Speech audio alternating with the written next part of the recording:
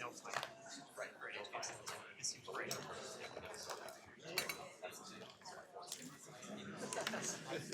Very large. I know you. This is a very large class of comics.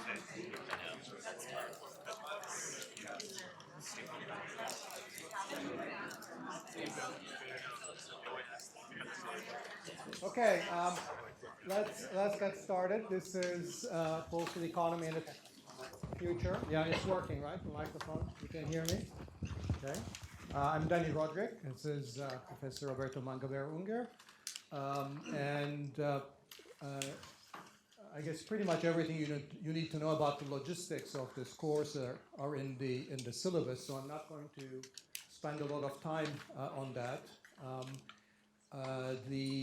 There are basically three sort of groups of students, and they have different course requirements. That's probably the only thing that you really should make sure you pay attention to from the outset. The Kennedy School students will be writing weekly 3-pagers. Can I have a show of hands for how many Kennedy School students?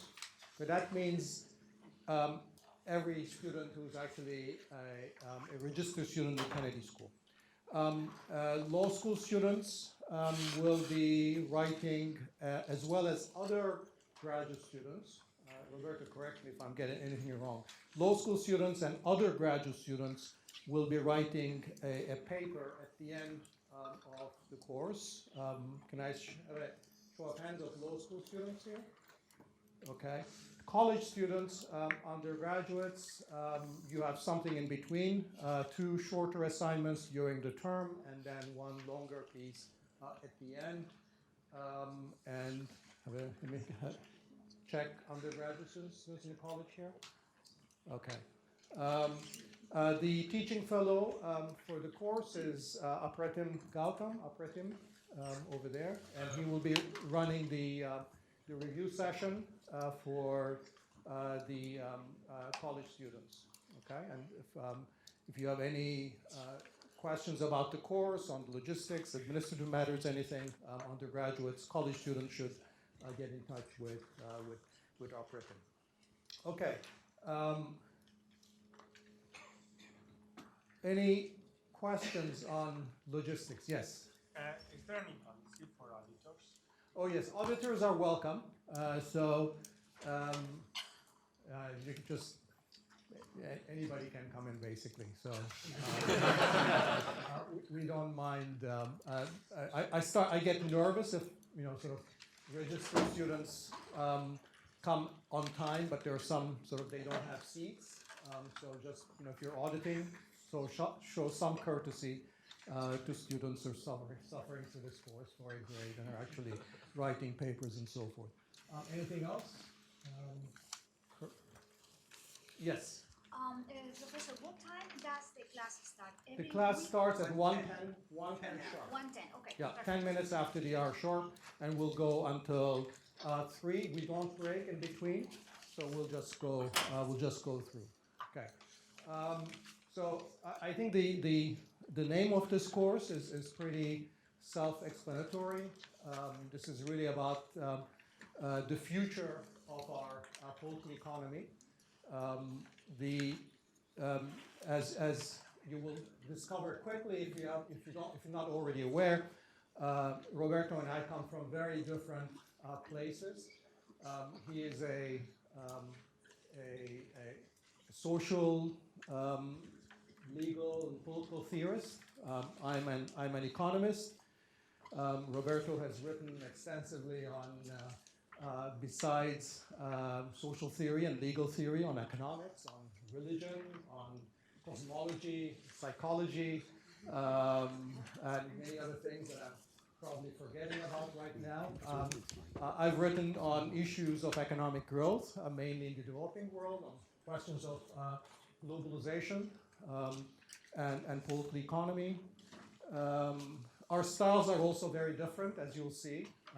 When I'm talking for an extended period of time, as I'll do in the first third or so of the class, I'll generally stand up. I'll usually have some slides, pictures to show behind me. Professor Unger will be sitting, and he'll be addressing to you from the pulpit, you'll find him a lot more articulate than I am. He speaks with the precision of a legal scholar and the flourish of a French philosopher. I have none of those skills. I will rely typically on my slides, you will also find that he has a sort of a much wider imagination about the kinds of institutional alternatives that we're going to be talking about than I do.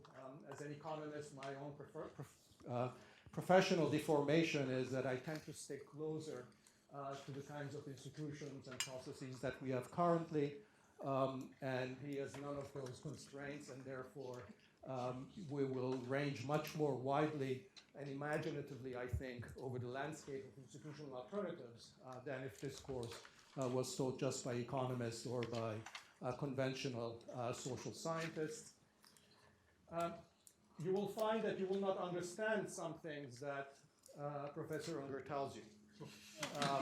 My advice to you my advice is that you take very good notes, which is not going to take notes because it's all recorded. Well, you take notes either when you listen to it or when you watch it again on video, but do write it down. And that's easy because he speaks in complete paragraphs, so you can just basically follow what he's saying. But then make sure that you read it again and again and again. I know from personal experience that I personally needed several iterations of this course before I could understand many of the things that I've learned from Roberto. So it's not meant in jest. It's a serious comment. Okay. So the typical session will have both of us in the. Actually, all of the sessions will both be here. I think one thing that's distinctive about the course is that we like to debate and discuss and sometimes fight, but it's always civil. And so a lot of the discussion, a lot of the time in our sessions, in our classes, will be essentially back and forth between Roberto and me, and then towards sort of the end of the class, we'll open it up for a general discussion and questions and comments. Okay?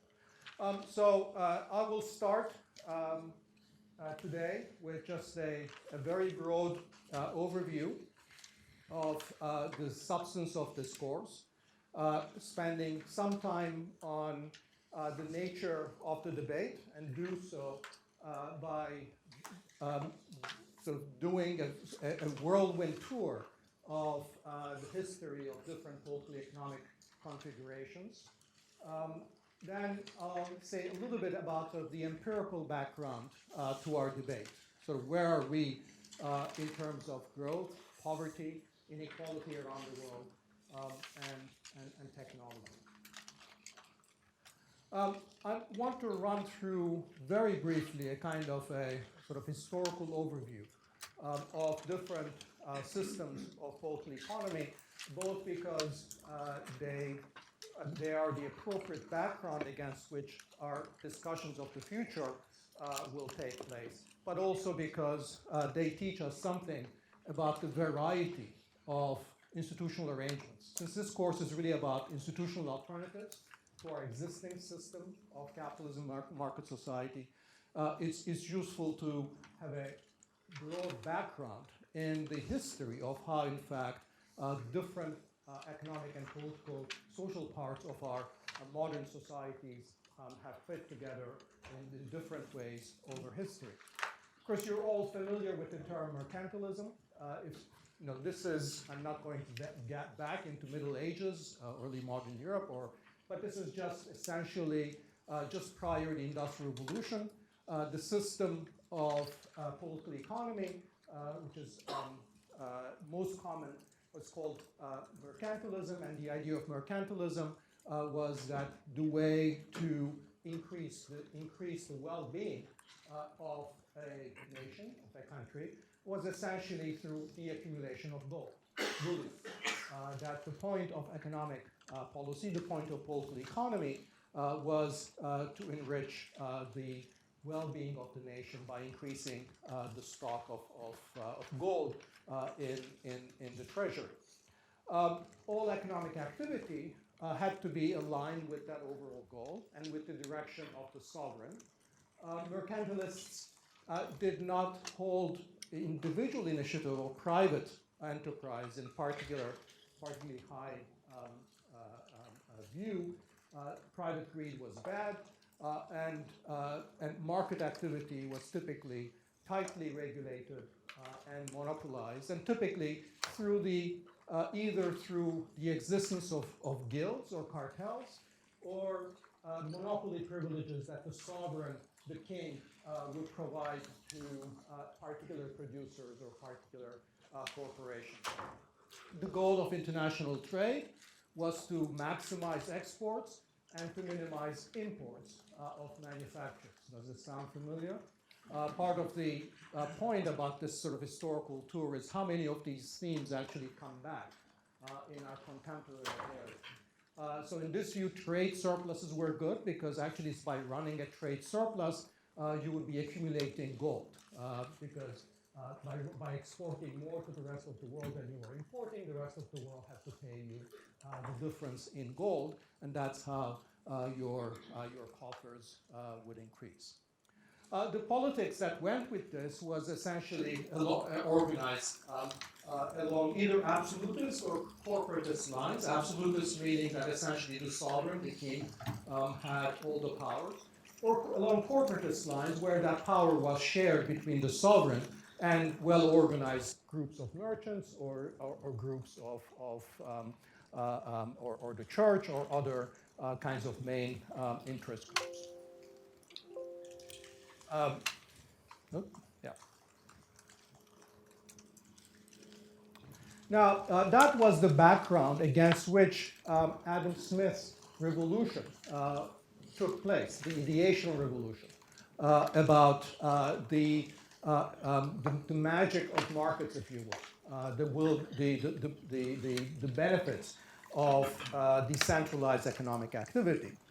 And the basic contribution of Adam Smith with his book in 1776, The Wealth of Nations, was really to contribute the idea that decentralized private initiative, market activity was really the foundation of economic well-being, that it was essentially by letting people free to trade, to engage in enterprise, to buy and sell whatever they wanted.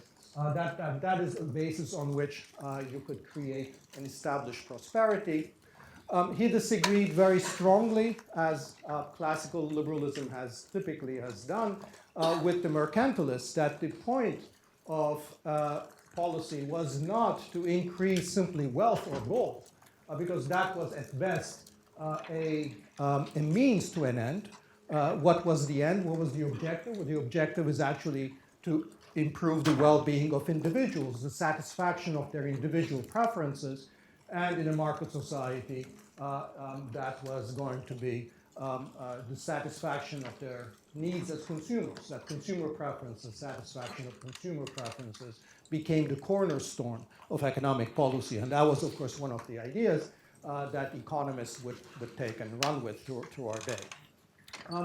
In the simplest renditions of the classical liberalism, the role of the state in distinction to the mercantilism was in fact a very narrow one, that the state had to perform very limited range of functions, and those functions were cued to just what the free functioning of a market system required, namely to provide for the national defense, to ensure the protection of property rights and to enforce contracts, and to administer justice.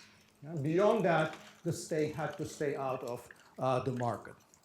And so this is sometimes called sort of the earlier sort of Manchester liberalism that dominated in the thinking of the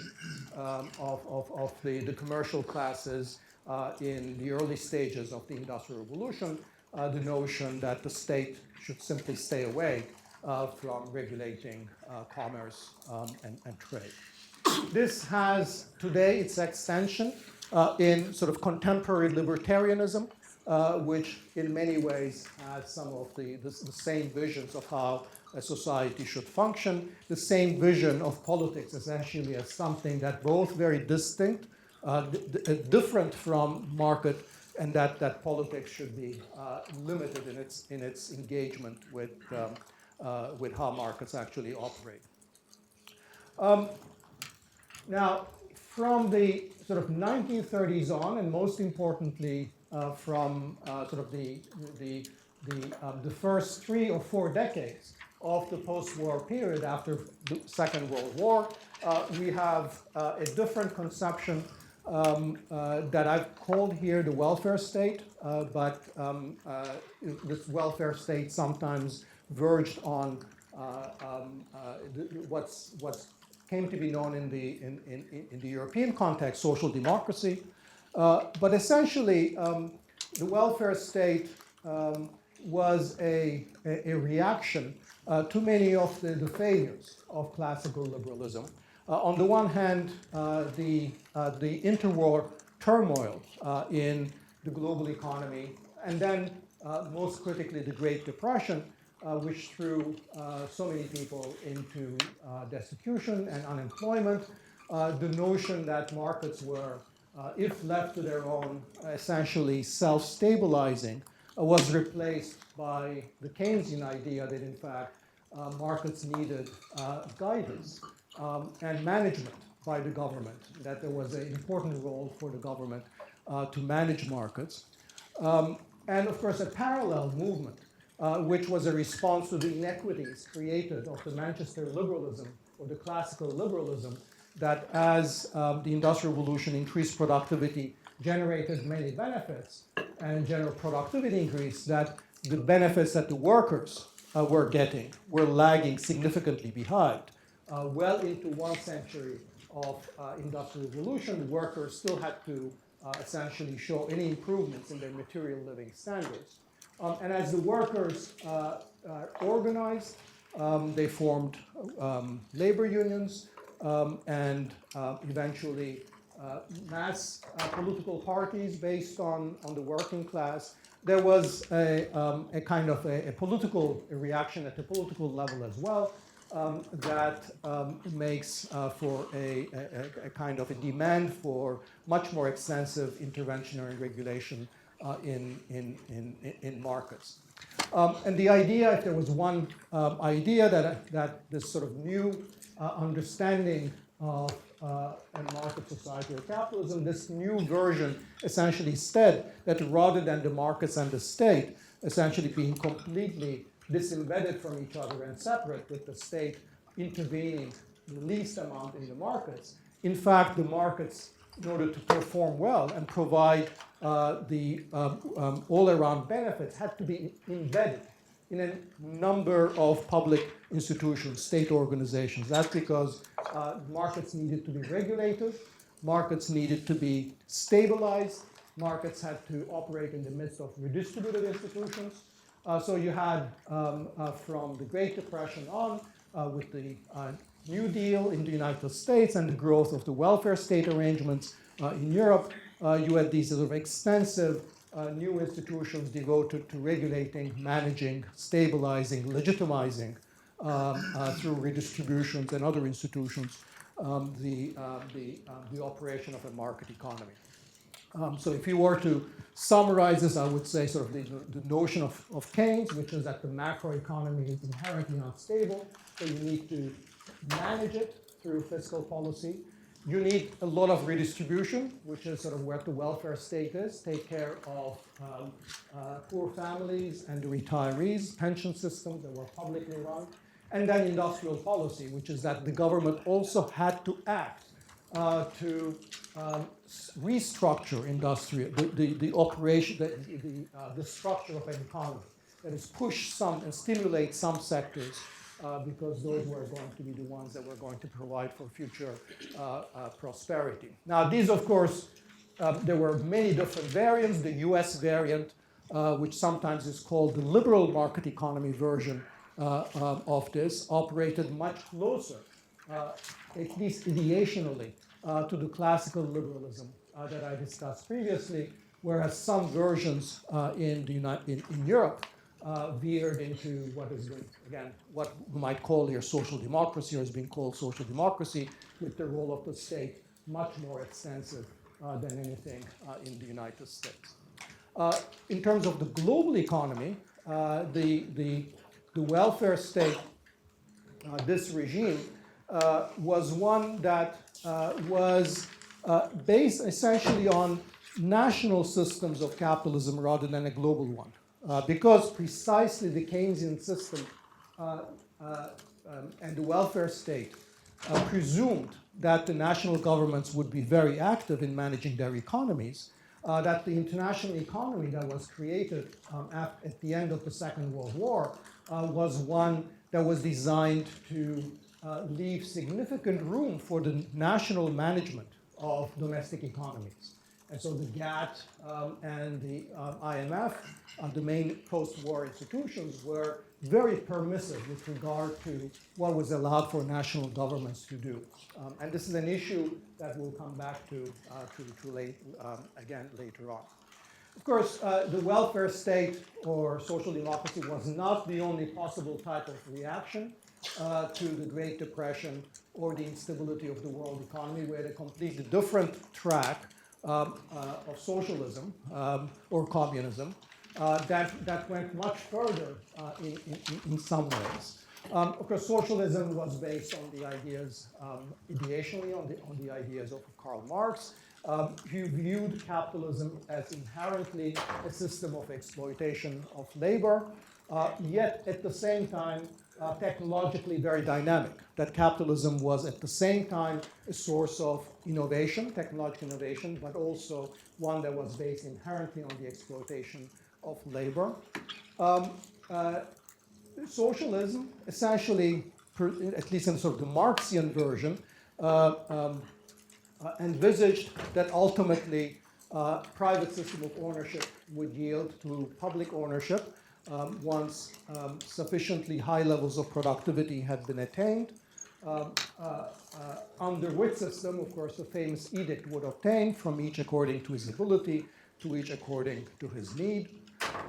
Socialism, however, was not necessarily incompatible with Marcus. There was a whole debate in the 1920s about how socialism could be made compatible with the functioning of Marcus in the sense that you could have public ownership of the means of production, but allow markets to operate in a relatively free manner. Similarly, socialism was not necessarily incompatible with democracy, even though in the Marxian schema, you might need a kind of an interim period of the dictatorship of the proletariat immediately after the revolution. And of course, there was various versions of these systems that evolved in Eastern Europe and the former Soviet Union. Now, the most immediate kind of background to our discussions today would be the system that has come to be called neoliberalism. It's not a term I'm particularly fond of. Sometimes it's called Washington consensus, sometimes it's called market fundamentalism. But essentially what it refers to, the new set of ideas and practices and institutional arrangements that came out of a perception that this Keynesian welfare state had actually either completely failed or had become too overextended, and therefore we needed something new again. The set of events that precipitated this transition are probably most importantly the stagflation of the 1970s, where the oil crisis led the Western European and American economies into a period of simultaneously high inflation and high unemployment. And under the Keynesian view of a demand-managed economy, that was not supposed to be the case, that you could have either high inflation or you could have high unemployment, but the two together was not possible. And at the same time, there were significant worries about the capacity of governments to maintain generous welfare states. And then the commandments of this new sort of neoliberal conception of political economy, if it could be sort of summarizing in 3 words, it would be to stabilize, to privatize, and to deregulate. So you had to essentially ensure that with tight and austere monetary and fiscal policies, you had to bring inflation down, remove concerns about the growth of public debt. You need to deprivatize to get the government out of running private businesses, out of the market, and you need to deregulate, and that of course meant that you needed to reduce the role of, you need to deregulate labor markets or deinstitutionalize labor markets through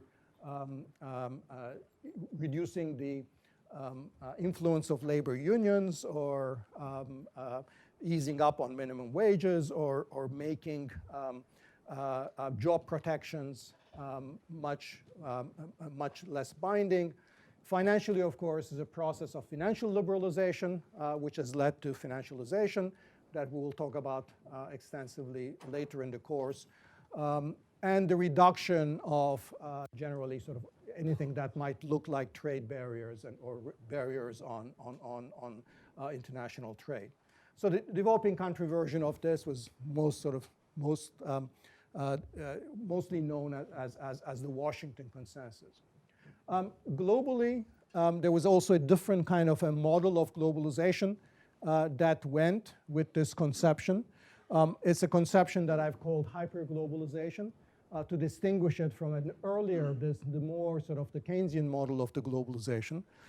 And the cornerstones of this hyperglobalization was first, the free flow of capital, particularly of short-term finance, financial globalization, whereas short-term finance had been heavily regulated until the late 80s. It became, after the 1990s, it became the norm that they were going to be free. The creation of a new international trade institutions, the World Trade Organization, and the spread of various regional trade agreements, which went much further in terms of the demands that the world economy was making on domestic regulatory arrangements.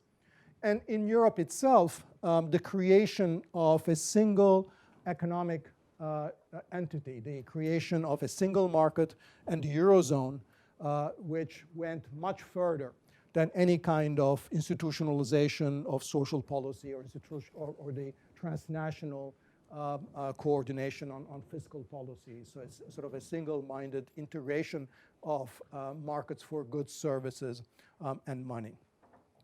So this is just, as I say, kind of a very whirlwind tour of sort of what is really our background.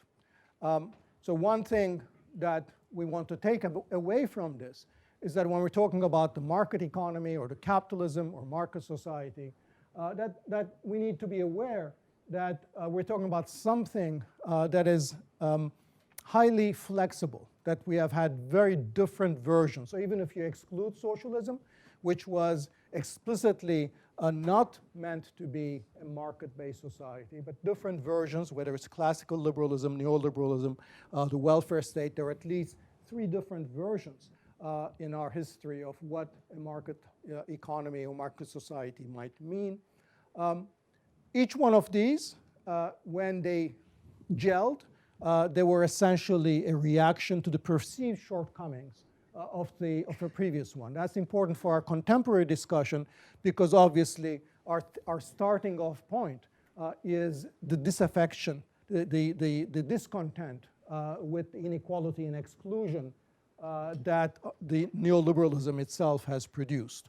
But that doesn't mean that we should necessarily lose sight of some of the lessons of previous regimes, and that's something we might want to take into account in our conversations. So each one of these different conceptions or models are obviously based on different conceptions of human nature, to the extent to which you take human nature to be essentially based on selfishness versus sociality. Our normative frames in terms of whether we take individual well-being or collective outcomes as our benchmark. How we think about markets, whether we think they're self-stabilizing, whether they're generally benign, or we think as they're being essentially inherently unstable and exploitative. And of course, our conceptions of the state and of politics is it possible to have a state that's simultaneously democratic, broadly representative and participatory, that's engaged in reshaping economic outcomes to the benefit of many? Or is the state necessarily always going to be the instrument of a narrow interest, and therefore it's best to restrain its interventions, because in the absence of that, all it will do is to politicize the economy to the benefit of the wrong interest. Two mutually set of interactions that I've sort of very quickly sketched in this historical overview that I think are going to be critical in the way that we think about institutional alternatives for the future of political economy. One is this interaction between ideas and institutions. Ideas are ideas about the goals we should pursue and how we can pursue them and what makes sense. The institutions are their real-world realizations in the actual practices and rules of the game in the practices and in the set of arrangements that we establish. There is an obvious reinforcement between these things, that if you think that markets are inherently unstable, you will want to design institutions that will stabilize markets. If you think that it's important to direct markets in a more technologically inclusive ways, it'll be important to think of institutions in practice that will actually do that, as opposed to thinking that markets can actually, left on their own, can produce these ends without necessarily this higher level coordination or politicization. There is a second level of interaction that I want you to be aware of, which I think is going to be important as we think about how change comes about. And there the question is whether change comes about purely because we have new ideas, or change comes about because we have new actors with different sets of interests that are able to take control of our politics. Obviously, to some extent, you need both, that ideas on their own are not going to get us the difference or the action that we need. But often without the ideas, the actors or the existing vested interests do not know what it is that they ought to pursue. So just to take the simplest example, the way that large firms perceived of their interests under the welfare state or the initial post-war period was very different than the way that today's corporations view their interests and therefore what the government ought to do.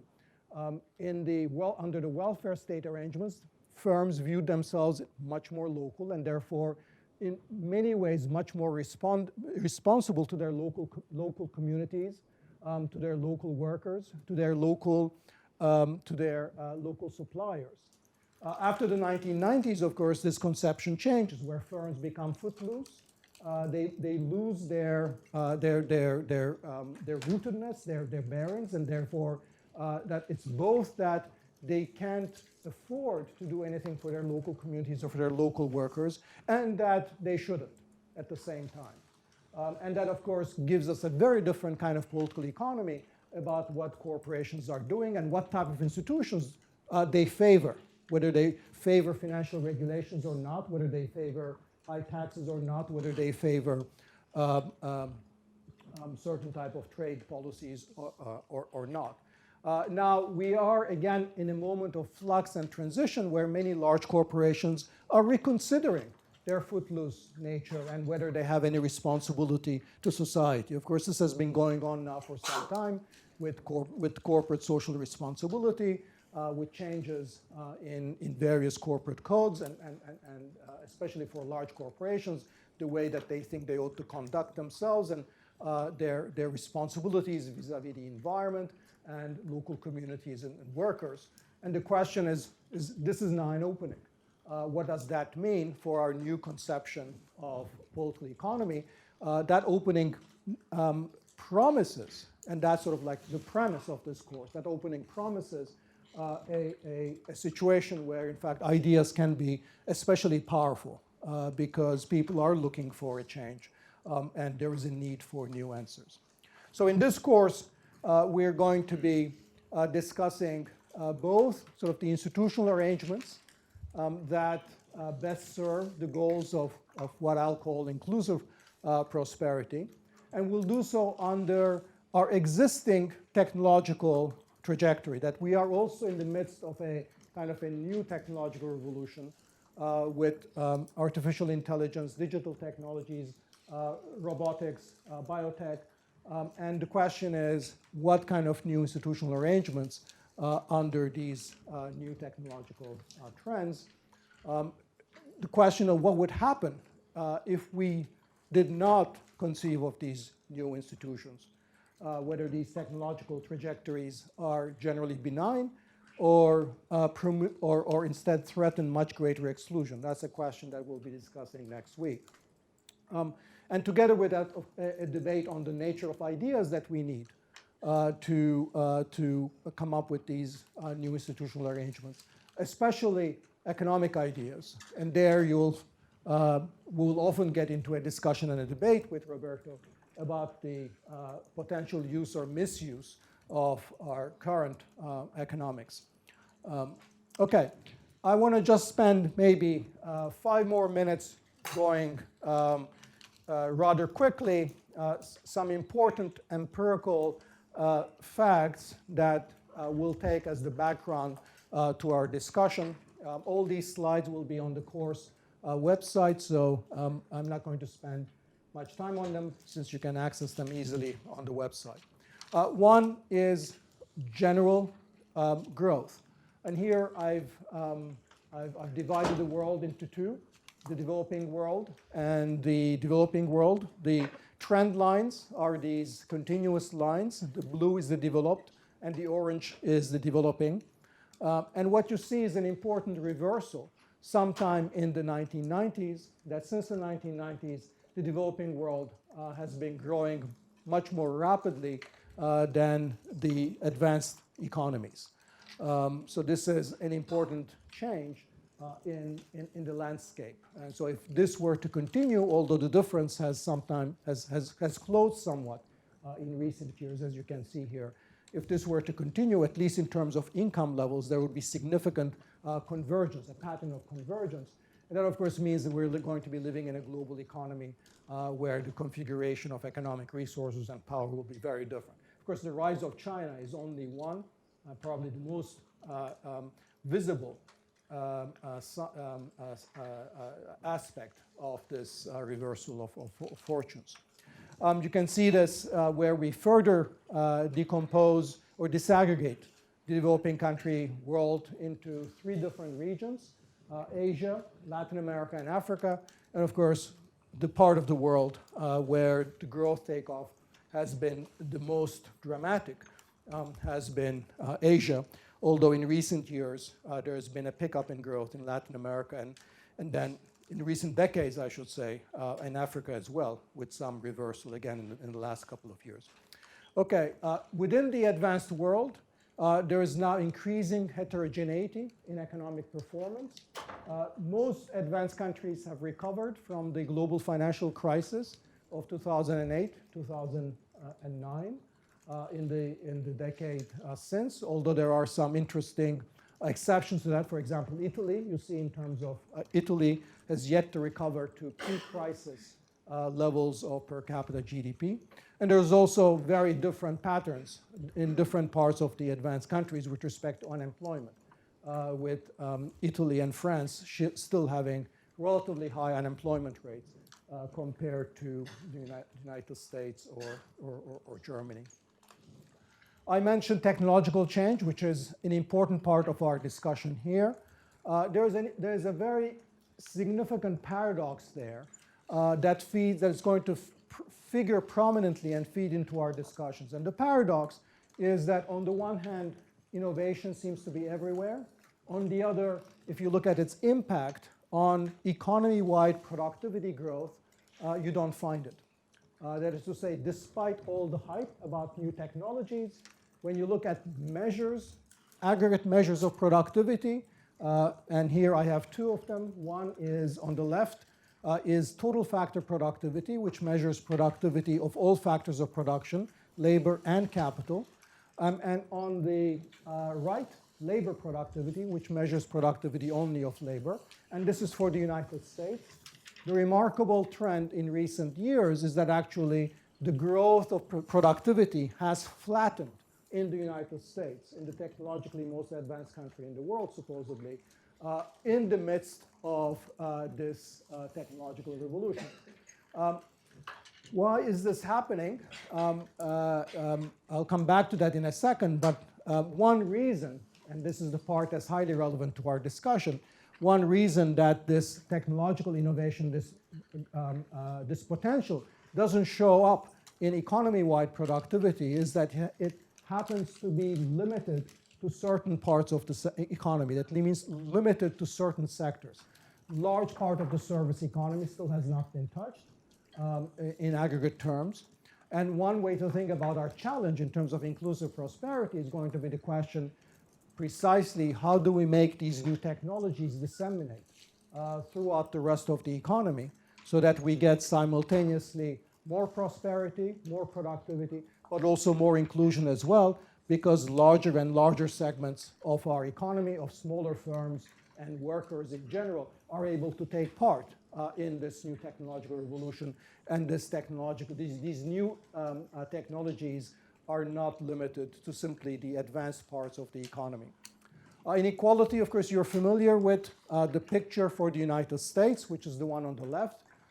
Significant increase in inequality in the United States. Not so much, on the whole, in Europe. And this might actually surprise you a little bit, that if you look at Western Europe,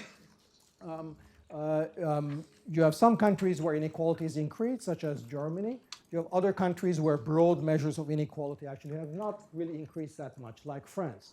And if you look at Western Europe as a whole, you find some increase in inequality, but nothing like what the United States has experienced. And I think this is a very important lesson, that one important reason, even though both Western Europe and the United States have been operating in the same world economy under the same technological conditions, they have very different labor market and welfare state institutions, different redistributive arrangements and different labor market institutions. And those institutions have made significant difference to these distributive outcomes. And of course, as the yellow vests in France indicate, it's not all about income inequality. There are other methods of exclusion, spatial exclusion, and economic insecurity that doesn't show up in these headline measures of inequality, and that's something that we'll come back to later. Global inequality, by contrast, has actually largely declined. If by global inequality you essentially look at the whole world, ignoring national borders. And the reason for that is that some of the poorest parts of the world in the last 4 decades or so have grown more rapidly. Remember the picture that I showed you? Since the 1990s, that developing countries have been growing more rapidly than the rich countries.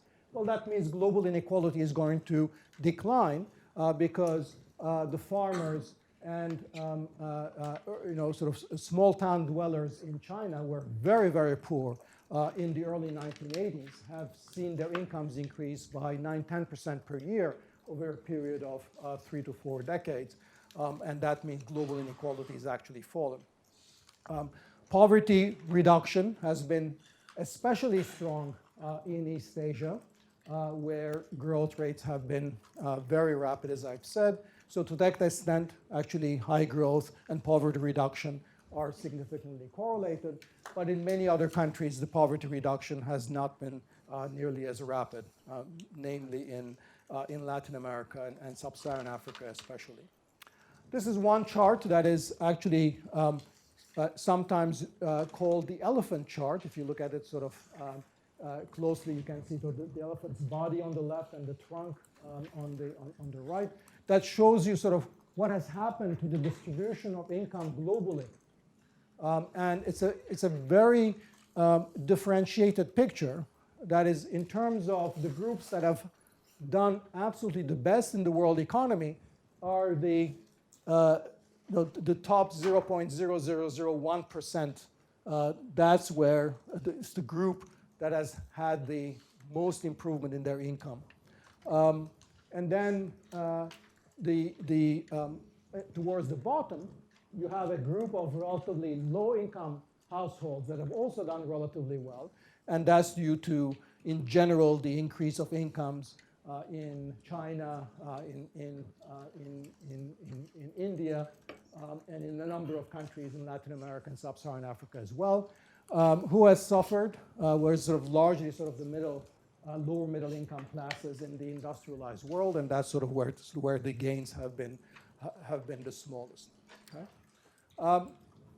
I mentioned to you that one reason why technological innovation has not shown up in significant productivity increases for the economy as a whole is that there is this significant divergence in the ability of the advanced sectors to make use of these technologies and the rest of the economy that's largely deprived from those benefits.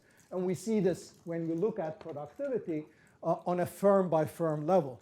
And this is whether you look at the manufacturing or services, what you see is there's an increasing divergence in the productivity performance of the most advanced, most innovative firms and the rest. There's always this gap. But the interesting thing that has happened in the last decades, in the last years, is that this gap has been opening wider and wider. So there's increasing productive dualism.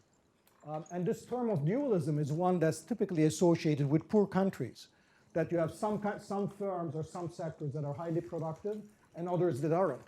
Increasingly, advanced countries are looking like developing countries in that way because the most productive parts of their economies are taking off while the rest typically either in the countryside or smaller, less technologically developed towns and outlying suburbs, they're being left behind. And that's the final thing that I'll talk about is this notion of premature deindustrialization. Actually, I'll skip this because this is going to be part of our discussion next time. I'll just simply mention briefly that one of the also striking empirical phenomena of the last few decades is that industrialization is becoming less and less common path in the rest of the world. And when you think about rapidly growing countries like Korea or most recently China, you associate them with rapid export-oriented industrialization. China, of course, is the exemplar of this. But you look at other countries, and what is happening is that they're finding it extremely difficult to industrialize. And we'll talk about reasons for this and the consequences in our discussion next week. But that's important empirical background. Okay, I think the rise of populism is something that you're all aware of. It's a term that I have not used before. We might want to discuss a little bit about sort of what populism is, whether populism is something that's inherently bad or something that could be good or not. I'm just going to make just one very brief introductory remark about populism in terms of what populism is. I think it's essentially a claim to represent and to speak for the people. And the people being assumed to be unified by a common interest and that are set against the enemies of the people. And who are those enemies of the people? Well, sort of right-wing populists generally think those enemies of the people are defined by religion, ethnicity, by national origin. They could be in Western Europe, they could be Muslims, they could be people from sub-Saharan Africa. In the United States, it could be Mexicans. And for the left-wing populists, it would be the wealthy, it would be the plutocrats, the people who control the instruments of power. And because populists claim to speak for the people, they tend to reject the restraints on the use of executive authority, which is to say that classical political liberalism is associated with restraints on the use of political authority, such as division of powers, or independent courts, or separation between the executive and the legislature.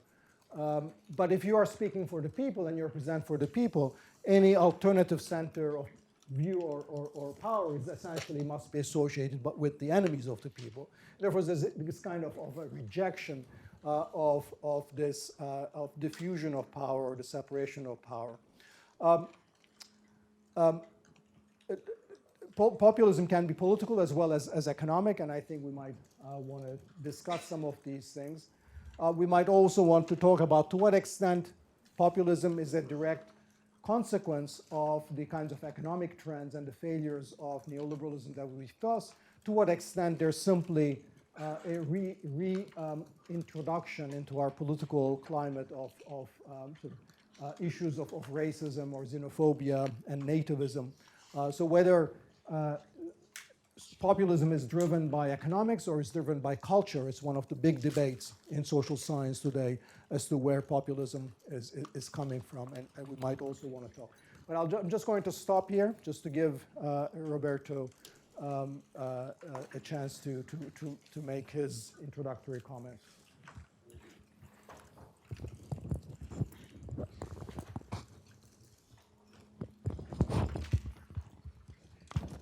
I greatly look forward to our discussions this semester. And the first reason I look forward is the chance of continuing my conversations with my friend Danny Roderick, which I have immensely appreciated. The central theme of this course, its object, its goal, is to develop a way of thinking about the market economy and its alternative futures. And to develop that way of thinking with a focus on a central problem of immense theoretical and practical significance, which is the definition of the conditions of socially inclusive economic growth. Moreover, we propose to address that problem under an intellectual constraint that is also an intellectual opportunity. And that is the aim of having the maximum of theoretical and programmatic ambition that is compatible with the minimum of technical complication. Now, what I propose to do in these initial remarks of mine, simply complementing what Danny has said, is to discuss three sets of issues. First, the political context of our argument, especially in the rich North Atlantic world, including the United States, but more generally in the world as a whole. So therefore, starting where Danny left off. Second, to address the foreground theme of the course, the organization and the alternative organizations of the market economy. And third, to say a few words about the background theme of the course, which is the character of the ideas that we need to pursue this project. So if the foreground theme is the redirection of the market economy, the background theme is the redirection of economics and of the other social sciences themselves. So first, the political context in which we are having this argument.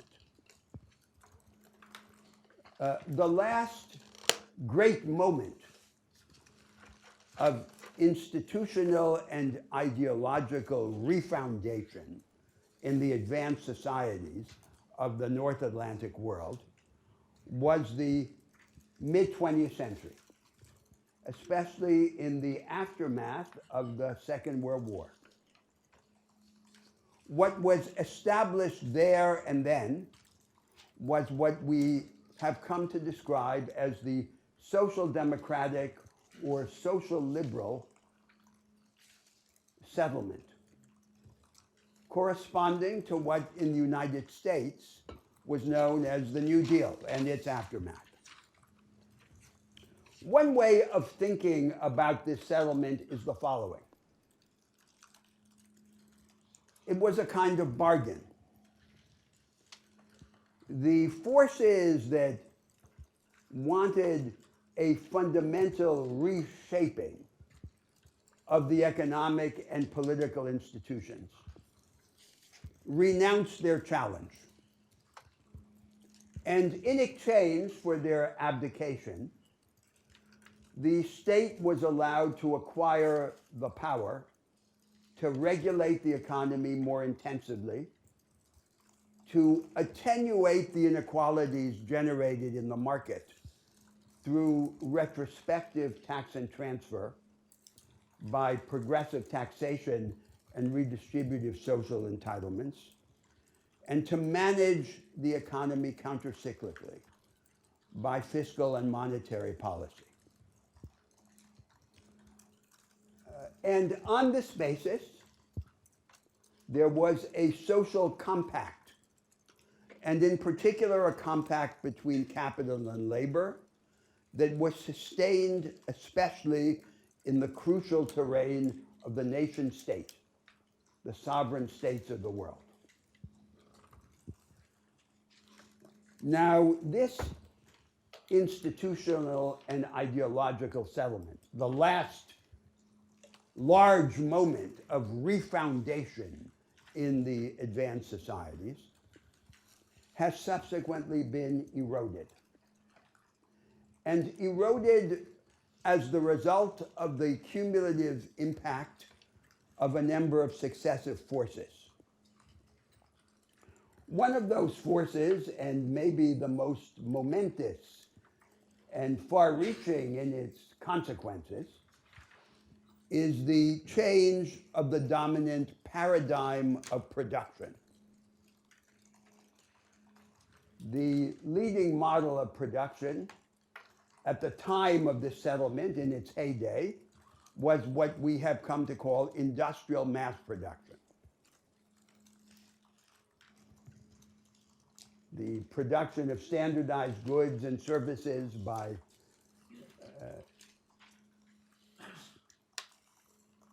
specialized machines and production processes, and very hierarchical and specialized relations of production with largely semi-skilled labor.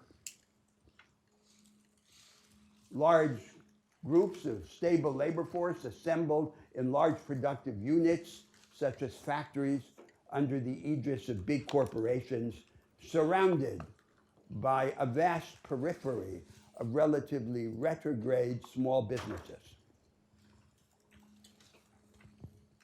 Now, this paradigm of production and the social compact between capital and labor that it helped sustain has been progressively undermined. And in addition to the change of the main paradigm of production, the decline of industrial mass production and its substitution by a new model of production, which we have come to call the knowledge economy, two other forces have exerted vast effects. One of them is the financialization of the economy.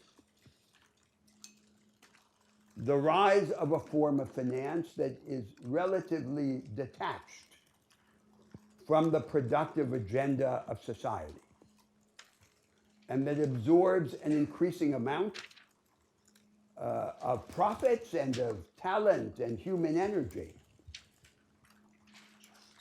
threatening to turn finance into a bad master rather than a good servant. And another force has been the development of a particular style of globalization, about which we shall have much to say, that imposes severe constraints on the attempt to create alternatives in the national space. Now, the cumulative and combined result of these forces has been to diminish economic growth, to confine the rise of productivity to fringes, the fringes of the new vanguard of the knowledge economy that are present in every sector of production, but in every sector only as an insular vanguard. And to increase the level of both economic inequality and economic insecurity. The social compact has been subverted.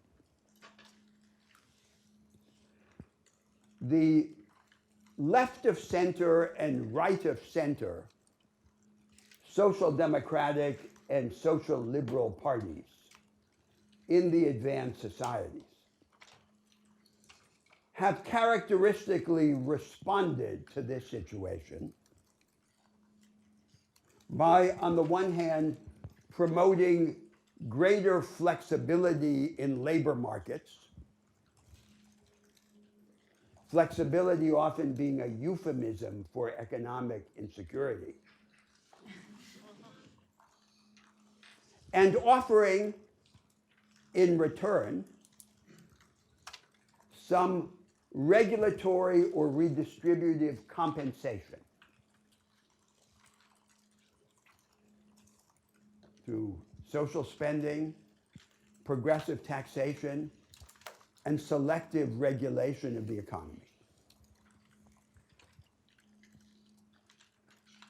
And this response to the erosion of the social compact and to the consequences of the change in the paradigm of production, aggravated by financialization and by globalization, has proved entirely inadequate to master the effects of inequality and insecurity. The majority of working people in these societies have felt abandoned by their putative political representatives. At the same time, in these societies, these same centrist political forces, right of center and left of center, have on the whole abandoned the attempt to craft a strategy of socially inclusive economic growth, even a strategy of economic growth altogether. The United States is an extreme example, but not an anomaly. it's barely an exaggeration to say that in the United States today and in the other advanced economies of the North Atlantic world, there is now no strategy of economic growth, much less of socially inclusive economic growth. The residual strategy can be described in two words: cheap money. And it is executed not by the national bank, not by the national government, but by the central bank. In the United States, the Federal Reserve. Expansive monetary policy and, to a lesser extent, expansive fiscal policy. So there's a vacuum. And it is in this vacuum that populism, right-wing and left-wing populism, has risen. And what is populism? The old American conception of populism was entirely benign. Populism is simply the defense of the interests of the working class majority of the country. But now the American elites have imported the critical and invidious European definition of populism. And let's try to understand its content. With respect to policy and with respect to political action. So with respect to policy, populism under this view is the attempt to solve structural problems by non-structural means. Well, that wouldn't distinguish the populists from the social democrats and social liberals, from the conventional right of center and left of center forces. The non-structural means offered to solve the structural problems are offered in the name of the people, in some attempt to create a new basis of division in politics. For left-wing populism, it's the division between the moneyless and the moneyed classes. And for right-wing populism, it's the division between the natives and the foreigners. And so the characteristic device of left-wing populism is the expansion of redistributive entitlements. And the characteristic device of right-wing populism is the imposition of restraints on migratory flows. But none of this seems to amount to a structural response to the structural problems that created the vacuum in the first place. At the same time, populism, in this new sense, can be understood with respect to the form of political action. What distinguishes populism is that it pushes the limits of the established political institutions in the direction of what political theory calls Caesarism. It is a form of extra-institutional or anti-institutional agitation at the limit. And the premise of conservative political science and conservative political statecraft is that at the end of the day, we have to choose between two forms of politics. One that is cold and institutional, and another that is hot and extra or anti-institutional. We have to choose between Madison and Mussolini. And of course, this idea excludes the possibility that we could have political institutions that in institutionalized form raise the level of popular engagement in political life. So that then is populism under this reinterpretation. It's the combination of the non-structural responses to the structural solutions with this effort to push the envelope, the limits of the established coal politics.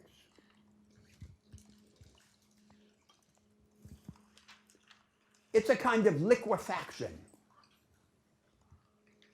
but it's not a solution. It's not a set of structural alternatives. So the problem presented to the advanced societies by the failure of the social democrats and the social liberals persists. And populism is, as it were, just the second act, a state of suspension, an interlude of non-resolution. And that then is the cue for our argument in the course. Because what we seek here is the understanding of structure and of its possible transformation. Not in the way in which we used to think about structure in the grand social theories of the past, like Marxism, that there's a big system, that it changes all at once or all together, or else it changes not at all. But structural change that is gradual, piecemeal, and fragmentary, as real structural change almost always is in the world, but can nevertheless become revolutionary in its outcome if it persists in a certain direction under a particular idea.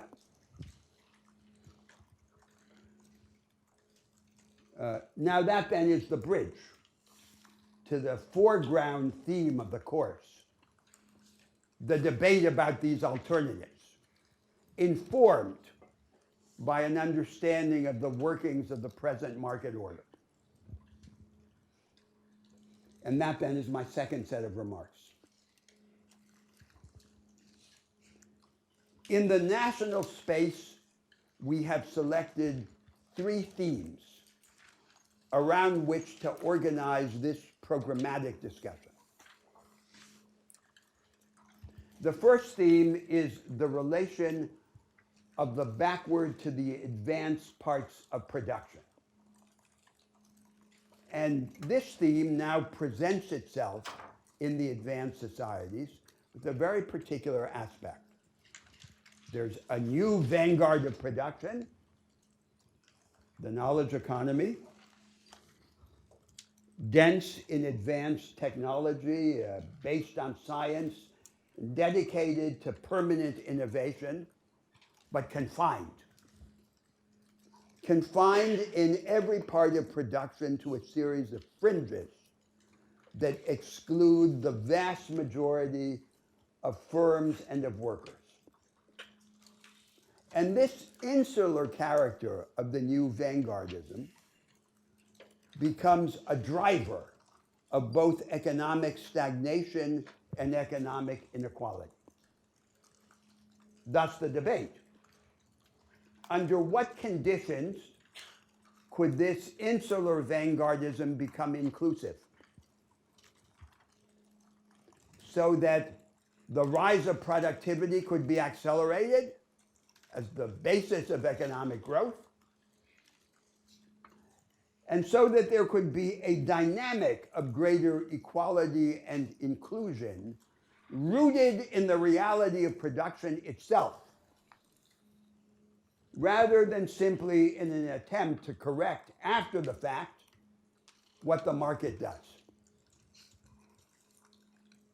The second theme is the relation of labor to capital. Under this series of changes, an increasing part of the labor force in the advanced societies and all over the world has been consigned to precarious employment. And from precarious employment, there results a general degeneration of the situation of labor vis-a-vis capital that seems inimical or even incompatible with a sustained and inclusive dynamic of rise of productivity. So how can we change this direction? How can we understand what has happened, and how can we redirect what is happening? In the short term, with a focus on the problem of precarious employment, but in the longer term, with an interest in understanding the potential of the new vanguard of production to change the relation between the worker and the machine. In Henry Ford's assembly line or Adam Smith's pin factory, the worker worked as if he were one of his machines in routinized formulaic actions.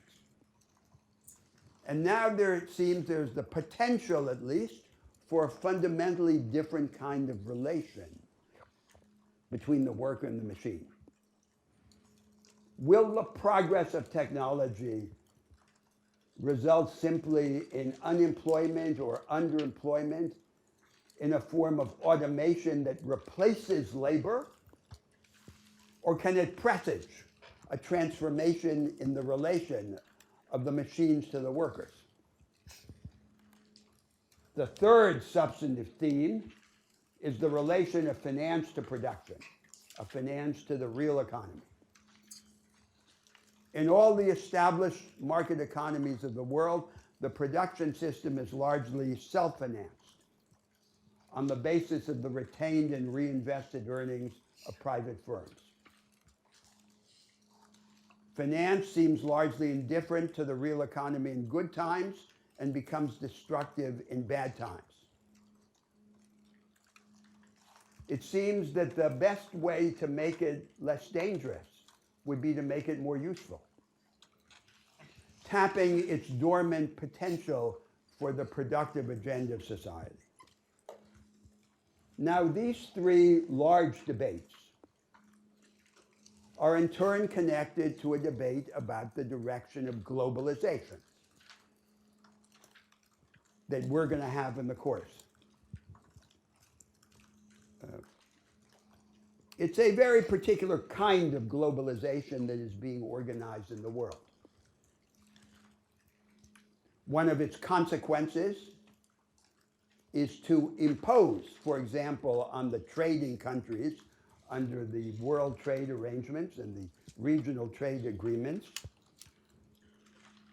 a convergence, not just to the market economy, but to a very particular kind of market economy. For example, a kind of market economy that forbids, under the label subsidies, all the forms of strategic coordination between governments and businesses that the countries that are now rich used in order to become rich.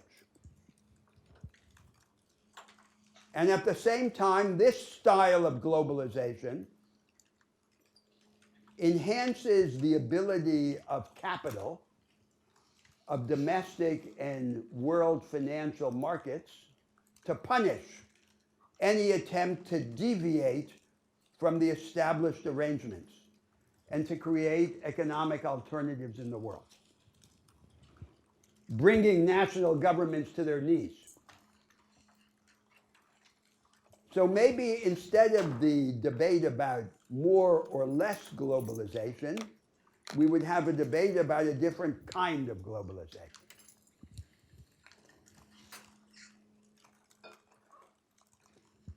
Well, that's the foreground theme of the course. This attempt to imagine structural alternatives informed by structural understanding. And that then brings me to my third set of remarks about the background theme of the course. Where will we get the ideas that we need to inform this imagination of alternatives?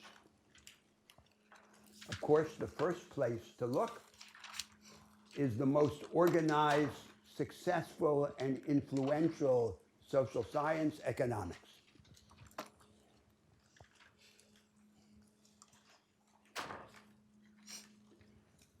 And there's no doubt that economics is more than useful, indispensable in this exercise.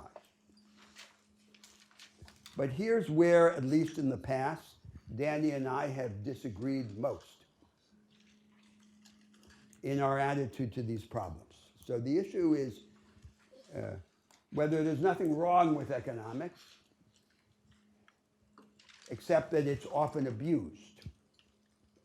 So if we fail to abuse it, if we don't corrupt it, it is the instrument that we need. And my view in this debate is that it is indeed indispensable, but it is also flawed. And we need more than the ideas that it provides, even to understand the problems that we now regard as specifically or narrowly economic. So there you have an account of the program of the course.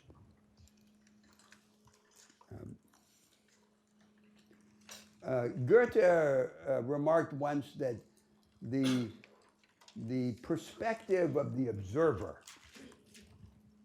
is always contemplative, ironic, and fatalistic.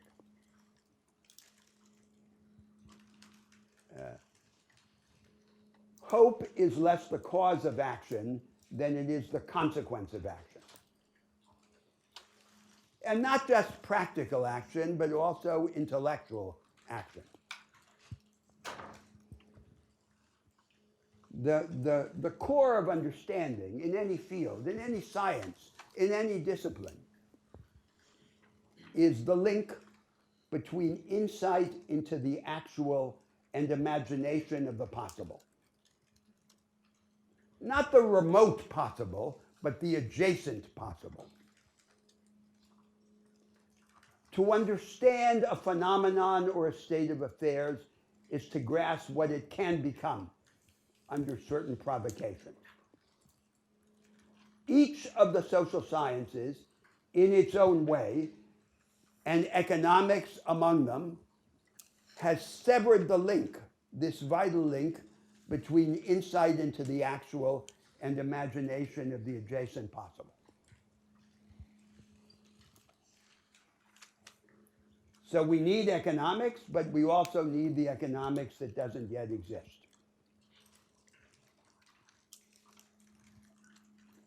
What I most hope, what I most want for our efforts in the course of this semester is that they amount to a bet on the fecundity of the marriage between hope and insight.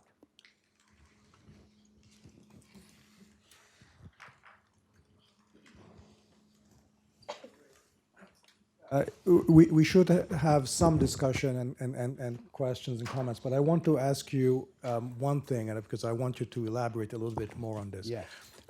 You said that the post-war social compact, the social democratic in Europe, the New Deal in the U.S. Kind of bargain eroded, and then at the end, at the current juncture, the only thing that we have that as an alternative that is being offered is a combination of greater flexibility and more compensation.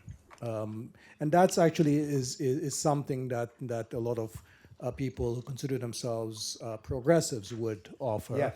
And that's sort of the, In fact, for the most part, reimagine. that's all they offer. Yes, well, that we could discuss this. I think now there is more and more of a structural element that's coming into play as well, and we will discuss this. But I want to just, take a moment to discuss this a little bit and have you elaborate on this. And the question is simply, what's wrong with that? Sort of more flexibility, just goes with the kind of new technological world we're with, and greater compensation, whether it's in terms of something like universal basic income, much broader safety nets, much greater social insurance, maybe welfare programs that are not targeted to workers on their job, but in general, so that you can actually move around without losing benefits. So what's wrong with that, and how is that linked to the fundamental structural problems that we face? So let me say a word about both sides. So the flexibility side, especially flexibility in labor markets, and then the compensatory redistribution side. Because the shrunken form of social democracy and social liberalism focuses on those two things. So first, flexibility. We don't have to sentimentalize the original social democratic settlement. In all of those economies in which the settlement was established, there was a division, a dualism, between the organized, stable part of the labor force and the rest. And between the quasi-tenured workers and the mass of underemployed and insecure workers. That always existed under social democracy. And the complaint is that it was both inefficient, it imposed mounting costs on economic growth, and unfair, unjust. It sacrificed the interests of the outsiders to the interests of the insiders.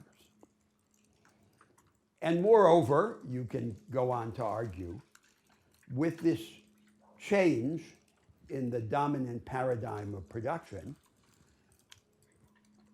more flexible relations of production are unavoidable. They can't be abolished by decree. Now, the question is whether the inevitable or needed insecurity, flexibility, will or will not result in radical economic insecurity. And that's the question which the conventional social liberals and social democrats have failed to answer adequately. So understand that this problem arises as the result, in part, of the evolution of the new advanced practice of production. So the firms and entrepreneurs who control the commanding heights of the new vanguard, the knowledge economy, have found a way to bifurcate, to divide the process of production into two parts. One part, the creative part, they keep for themselves. The other part is the part that they transform into routines or commodities, and that they then subcontract to firms and workers in other parts of the world where the returns to labor and the tax take are much lower. And this process has been accompanied by the expansion of the percentage of the labor force in both rich and developing economies that is abandoned to precarious employment. So instead of the vanguard spreading and deepening as it spreads, it's the opposite that's happened. The vanguard has become even more insular as the result of this bifurcation. And one of the corollaries of this development has been precarious employment. So flexibility in labor markets must not mean the abandonment of the majority to radical economic insecurity if we are to have a sustained dynamic of inclusive rise in productivity. So then under what arrangements? Under what labor law regime? Under what form of decentralized access to the resources and opportunities of production? Now consider the other side. The other side has to do with the redistributive compensation through progressive taxation and redistributive social spending. So the basic idea of this institutionally conservative social democracy or social liberalism is the market is a tremendous machine for the creation of wealth. Unfortunately, it also generates inequality. So we let the machine operate, but then we correct its unequalizing effects after the fact through redistributive tax and transfer. And that idea is captured in the familiar rhetorical apparatus of a tension between efficiency and equity. But the problem is that under that system, there is a contradiction, a conflict between the logic of the market, of its established arrangements and assumptions, and this attempt to correct after the fact. If the correction goes very far, it begins to disorganize the established economic arrangements and incentives. So there's a conflict built into this set of arrangements between the dynamic of market activity and the correction of the subsequent inequality. The only fundamental way to change this conflict, to moderate this tension, is to innovate in the arrangements that shape the original or primary distribution of economic advantage, rather than trying to correct the economic inequalities after the fact. So that's connected to the debate about the conditions under which the new advanced practice of production would cease to be insular and become inclusive. But then we have to ask, under what institutional arrangements? And we have to begin to think, as we pursue this debate, that the market economy has no single natural and necessary form. That we can organize a decentralized economic order under very different ways.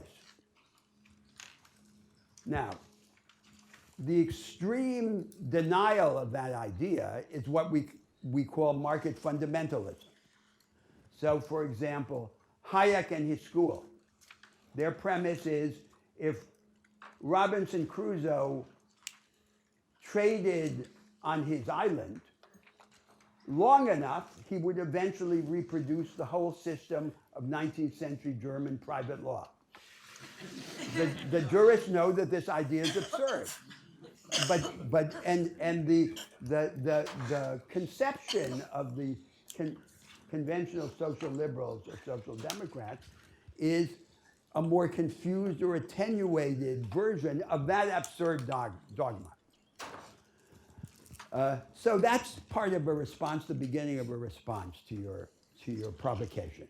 So I think this is an important point, and I wanted to sort of goad you on this because I do think it's important for everybody, to take this, which is that a lot of our discussion is going to focus on the importance of dealing with inequality, exclusion, economic insecurity, where it's actually created, rather than trying to deal with it after the fact through redistribution and compensation.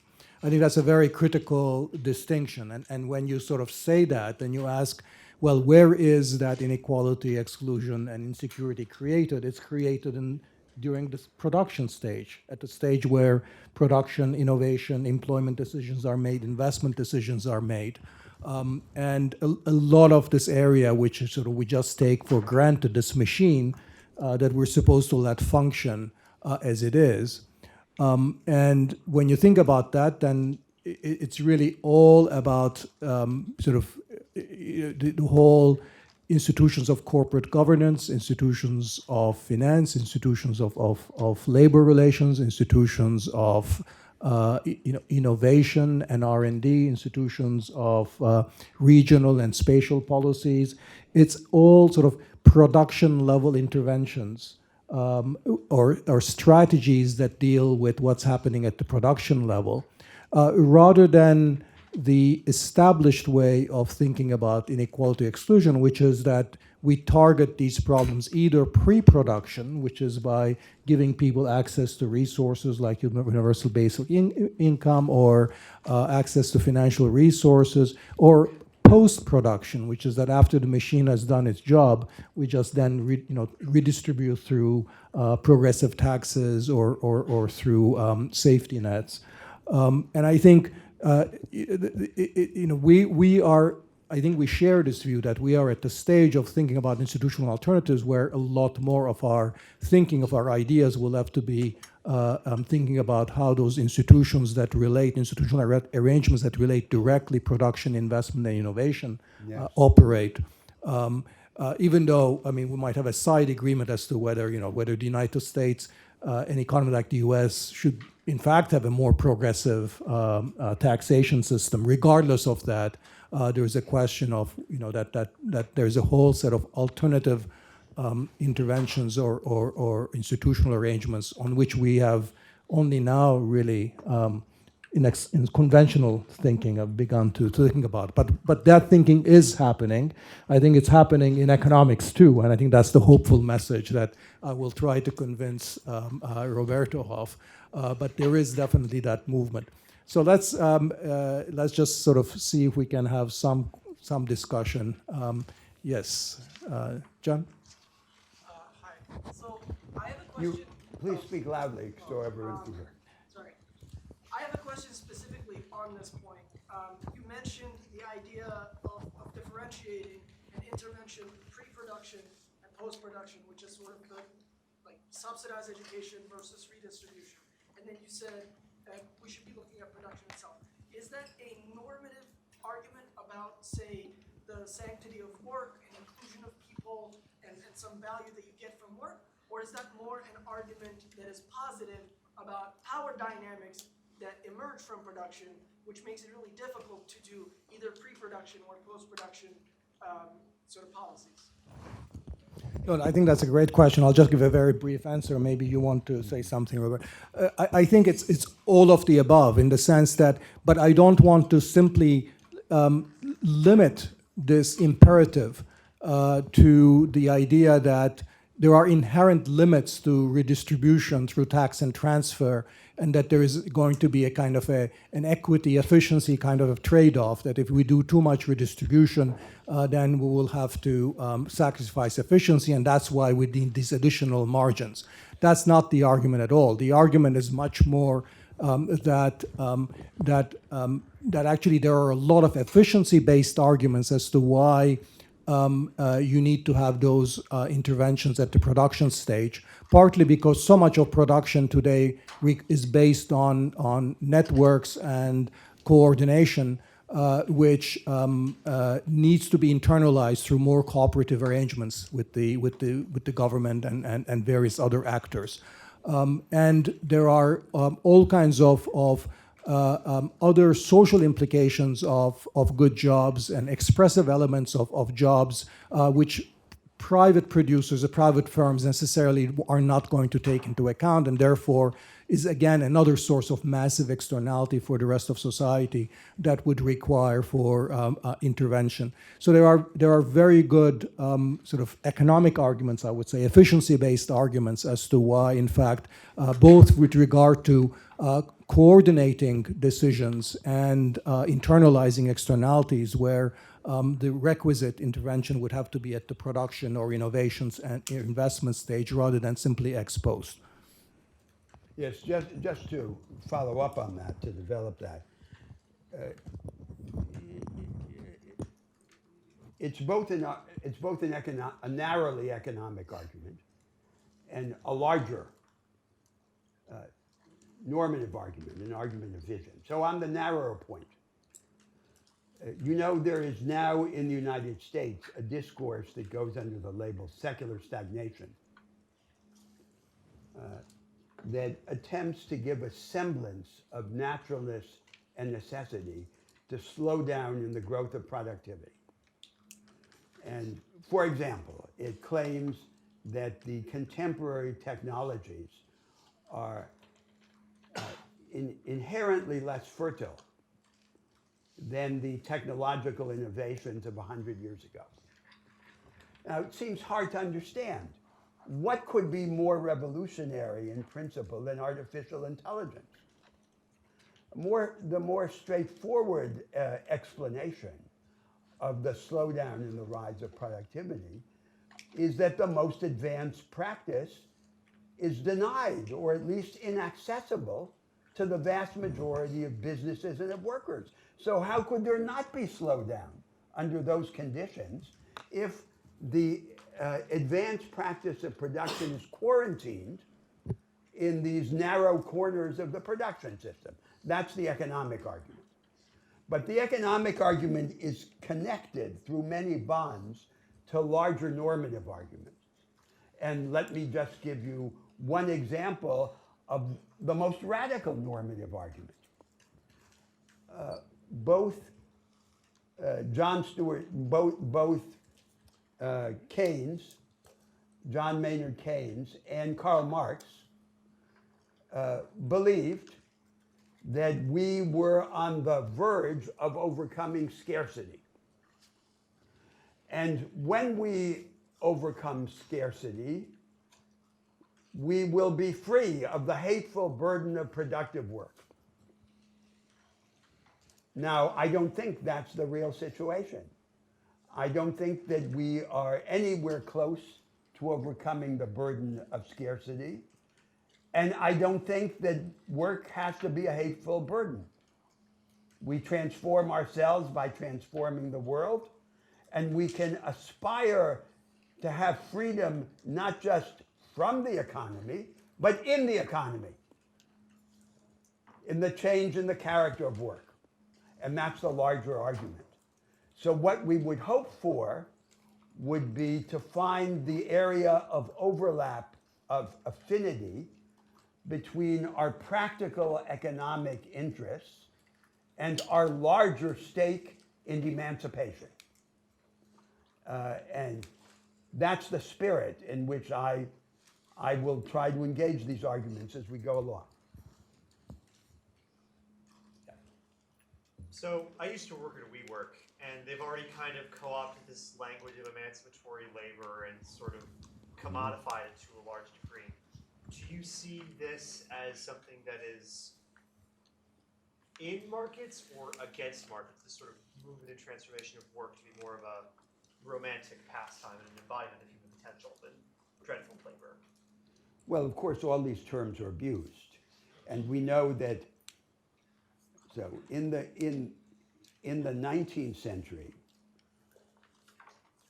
up to the middle of the 19th century, the liberals as well as the socialists, everyone, John Stuart Mill and Abraham Lincoln, as well as Karl Marx, believed that economically dependent wage labor was an inferior and transitory form of free work, retaining many of the characteristics of serfdom and slavery, and would and should give way in the long term to the higher forms of free work, self-employment, and cooperation.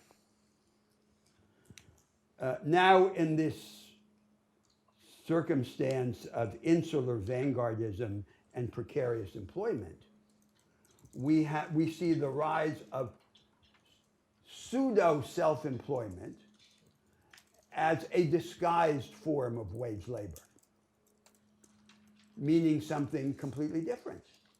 So it's possible for all this language of emancipation, innovation, and creativity to be hijacked in the defense of this narrow insular vanguardism and then further used abusively to confer a patina of spiritual superiority on the reality of radical economic insecurity. Well, that's the world. And that's not a reason to abandon this debate. We just need to be vigilant in distinguishing the seductive labels from the disturbing economic realities. Was another question there? Yeah. Awesome. So I would actually go back a step. I think I heard in the beginning that the goal of all this is, of this conversation, is socially inclusive economic growth, which you've sort of spoken to. I'm not really being a smart ass when I say I have no idea what that means. Like, what is that? What is the vision? And then why is that the goal? Because it seems to be conceding a point about a fetishization of growth that I thought was interesting to hear from you guys. Well, you want to speak to this, Danny? I mean, my only, I don't know if this is a point of difference. I would have said prosperity rather than growth. But I don't know if this was just, we mean the same thing, we're using different words. So, but I would say that the inclusiveness and prosperity in its broad sense, I think is the objective. And I'm not sure whether you're asking, about whether you think about prosperity, well, do you really mean just GDP or just wages, or do you mean like a broader sense? And I think we would agree that it's much broader than simply those material senses. Or if you mean that, or if it's an issue about inclusiveness, why should that be an objective? I think it's the inclusiveness. Yeah. Well, I mean, my answer to that is that I think where we're starting off is a huge deficit of inclusiveness in the outcomes that we've had in the world economy. That's it's both a sort of a positive reading of the evidence, but also it's a normative take that sort of it's gone way too far, and so it's a bad thing. So I mean, I'm happy to take that normative stand without apology. Yeah. So, but I heard in your intervention also the question about the value of growth itself. Right. And so, and of course, this will come up and must come up in our debates. Let's remember the fundamental reason for the concern for growth. It's to lift the burden of poverty, infirmity, and drudgery weighing on human life, so that we can become bigger and become bigger together. That's why we want economic growth, and that it be inclusive, that it lift us up together, and that it not be confined to a narrow part of society. Now, in these classical social theories and political philosophy, as in 19th century liberalism and socialism, the characteristic belief was that there was a spontaneous convergence, a predetermined harmony between the institutional conditions for our practical stake in growth and our moral interest in the emancipation of humanity from entrenched social division and hierarchy. So both the liberals and the socialists believed that the same institutional conditions that would establish a basis for growth, for the maximum development of the forces of production, as Marx called it, would also create the conditions for our emancipation over time. And we can no longer believe that there is this pre-established harmony. And we run the risk of embracing the dogmatic inversion of this dogmatic belief, which is that there's a tragic and insoluble contradiction between the conditions for our emancipation and the conditions for practical progress and economic growth. And instead, I will want to argue, if there's time in our debates, that what we can hope for is that there is a zone of potential overlap between these conditions. That is, there is a subset of the possible institutional conditions of growth that consults our moral interests, and a subset of the conditions for the advancement of our moral interests in emancipation from rigid hierarchy and division that offers a setting for growth. And it is in that zone of intersection that we can advance. But that's a very different belief. Different both from the dogmatic idea of convergence and from the equally dogmatic, tragic view that threatens to replace it. Okay, see you all next week.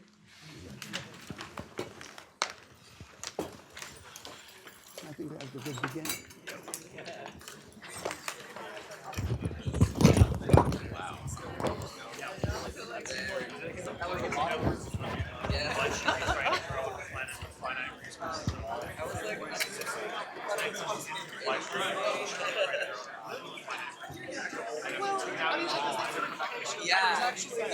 It's actually more.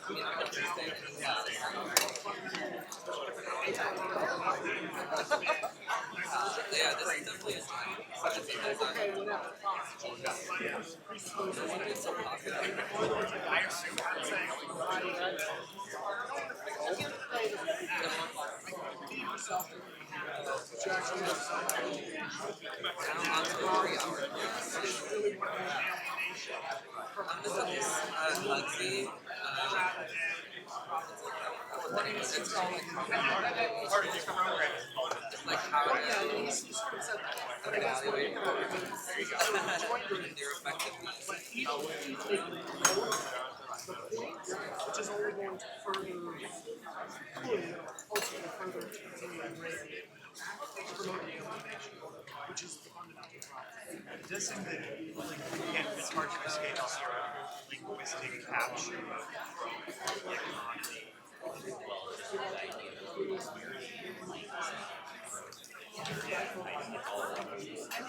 And honestly, it's like prosperity, I see more that self-actualization in there. So when you said that, I was like, all right. You